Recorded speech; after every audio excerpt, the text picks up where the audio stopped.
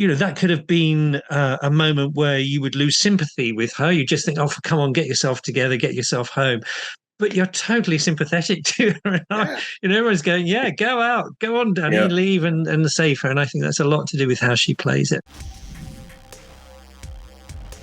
As a night owl myself, I completely related to this show, but even more so with the amazing characters in this show. I love this show.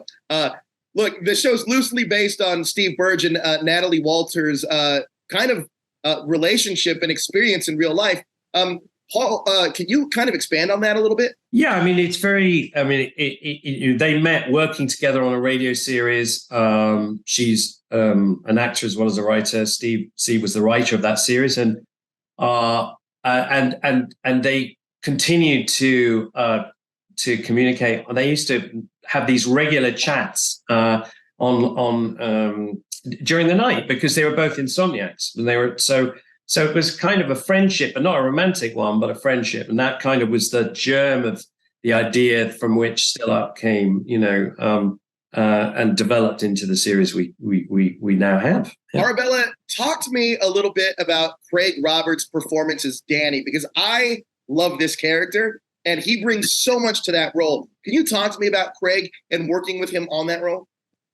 Yeah, I mean, I don't think I'm putting words into his mouth, but Craig will probably say, I am this character.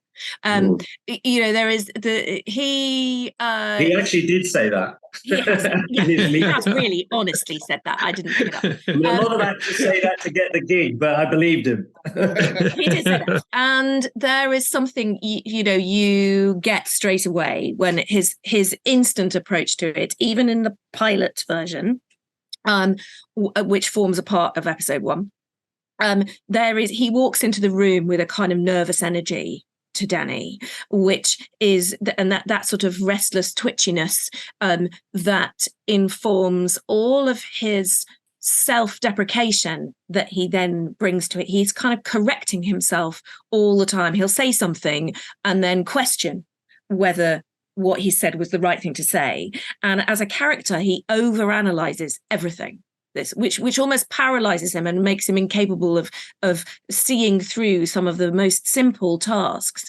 But there is something that there is the twitchy anxiety that Craig brings to it then becomes this lovely vulnerability from him that I think makes everyone, I hope will make everyone wish for the best for him. And Lisa realizes that it's a role that she can have that is stepping in to try and make his life better, not by imposing herself on him, but by some quite practical steps, which then give us quite a lot of nice story. Yeah, the funny thing about this show too is every single character in this show is charming and lovable in their own unique way. But I also do want to talk about Antonia Thomas because she is incredible as well as Lisa, and she's so charismatic in this role. Phil, can you talk about what she brought to the role that wasn't necessarily on the page? Yeah, no, definitely. I think it's like Craig. She sort of, both of them bring that extra thing. Both Craig and Antonia are actors who, when they read a script, a lot of really good actors, they read a script, it's great. When she reads a script, there's always something more there. She brings another layer. And I think what she did brilliantly was it's a very difficult character to play because, we, the audience, could very easily take against her. She's, already in a relationship. She has a child. And yet she's sort of, what is going on with Danny? Well, why does she need to do that? And I don't think she ever loses our sympathy. She inhabits the character so well that we understand how conflicted she really is. And then there are moments where she's also, there's a danger in her character that she could sort of just be a sort of cipher in a way, but we see her, she's quite feisty, she's, contradictory, she's sometimes brave. She has a lot of different facets to her character, and I think she sort of portrayed them really, really well. That night when she goes out and gets drunk for in some ways, because of the situation she's in, and then he has to come and somehow rescue her. And I think that could have been a moment where you would lose sympathy with her. You just think, oh, come on, get yourself together, get yourself home.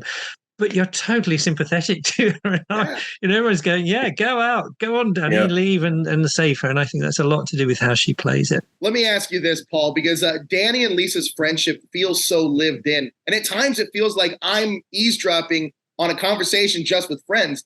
Can you talk to me about how they built that chemistry when the majority of the time they weren't even in the same room? Because their chemistry is amazing. I agree with you. I mean, I'm glad you think that too. One of the challenges is that we, as you can understand, we're filming the same scene not just twice, but twice, often separated by many weeks.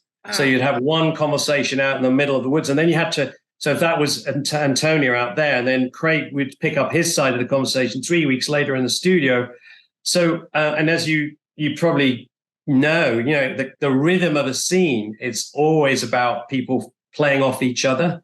But so the way we got around it was actually their idea and a bit of brilliant technology, where they were able to hear the other side of the conversation.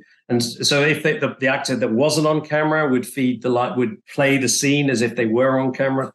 So I think that gave it a naturalness, but all credit to the actors, because that's quite hard to achieve, and they did it brilliantly. When it's late at night, you see all types of characters that come out, and this show has no shortage of that. Arabella, can you talk, by the way, Catman, I love that dude. I love the Catman guy. Arabella, can you talk to me about casting some of these guest stars in these amazing roles? Yeah, I mean, they're some of these, because they're only one episode, they're kind of a gift. I mean, it's crucial that you really get it right, but they are kind of a gift to cast those people, because quite often some very established talent just find a click with that character and they are free enough to come do it. And, and that has meant we've had some really, really super experienced and brilliant performers for those characters.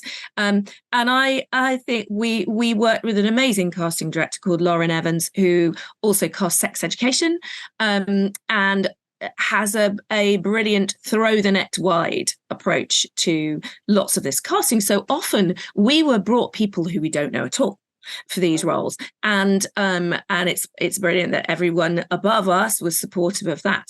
But in all of it, we were looking for people who very quickly could access what's really the nub of how is that little character going to become memorable, and how do they feel like they very genuinely fit into the lead characters' journeys.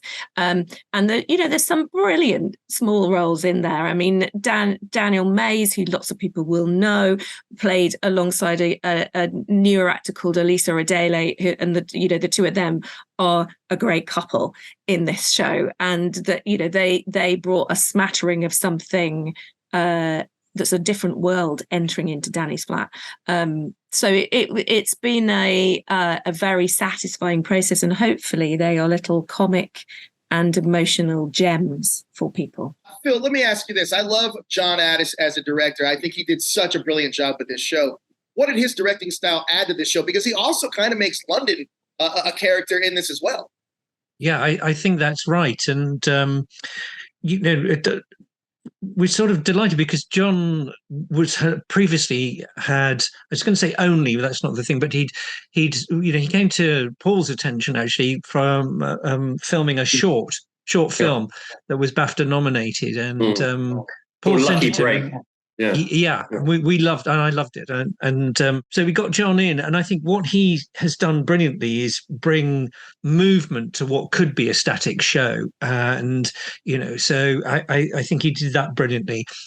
He was great with the cast, and what also he's done very well is his use of music in the show as well is very integral to the way as it was in his film Lucky Breaks. So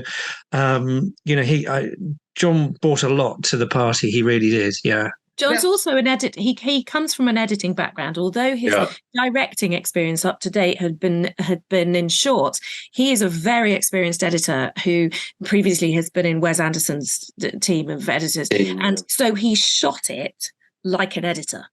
So he always had an eye to how am I going to cut this?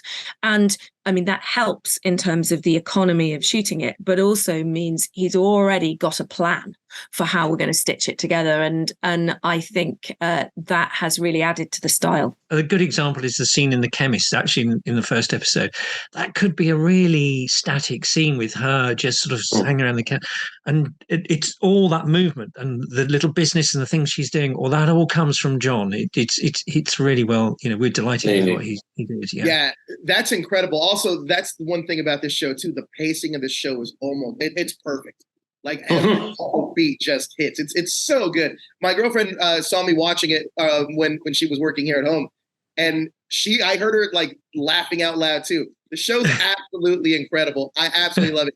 Guys, thank you so much for your time. Thank you. Thank you, Joe. Thank you. Real pleasure. Thanks very much.